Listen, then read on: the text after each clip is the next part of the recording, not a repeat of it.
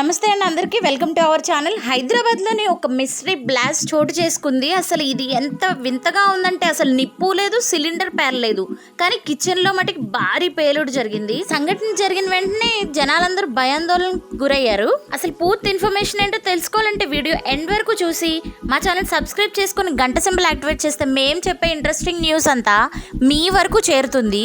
హైదరాబాద్ మహానగరం Saroor Nagar police station పరిధిలోని బాపు నగర్లో చోటు చేసుకున్న ఒక మిస్టరీ ఘటన స్థానికంగా తీవ్ర కలకలం రేపింది. రిటైర్డ్ బ్యాంక్ ఉద్యోగి దేవేందర్ తన భార్య కుమారుడితో కలిసి గత 24 సంవత్సరాలుగా నివాసం ఉంటున్న ఇంట్లో ఈ వింత ప్రమాదం సంభవించింది. దీంతో సంఘటనా స్థలానికి చేరుకున్న పోలీసులు దర్యాప్తు చేపట్టారు. ఇంటి వంటగది ప్రాంతంలో ఒక్కసారిగా వినబడిన భారీ శబ్దానికి ఇల్లు తీవ్రంగా ధ్వంసమైంది. పేలుడు దాటికి ఇంటి గోడలు పగులిచ్చాయి. తలుపులు, కిటికీలు, అద్దాలు పూర్తిగా ముక్కలయ్యాయి.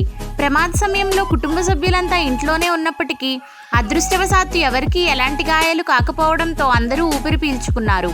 స్థానికులు వెంటనే పోలీసులకు సమాచారం అందించారు. దీంతో ఘటనా స్థలానికి చేరుకుని విచారణ చేపట్టారు.